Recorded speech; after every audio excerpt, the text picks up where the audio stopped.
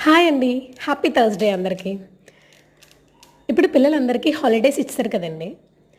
అదే స్కూల్ ఉన్నప్పుడైతే వాళ్ళకి స్కూల్‌కి వెళ్ళడం, చదువుకోవడం, ఆడుకోవడం, లీజర్ అవర్స్‌లో మాట్లాడడం అందరితో, లంచ్ చేయడం, బ్రేక్ తినడం అవన్నీ ఉంటుంది వాళ్ళకి. సో, వాళ్ళకి ఫిజికల్ యాక్టివిటీ పోర్షన్ అనేది ఎక్కువగా ఉంటుంది.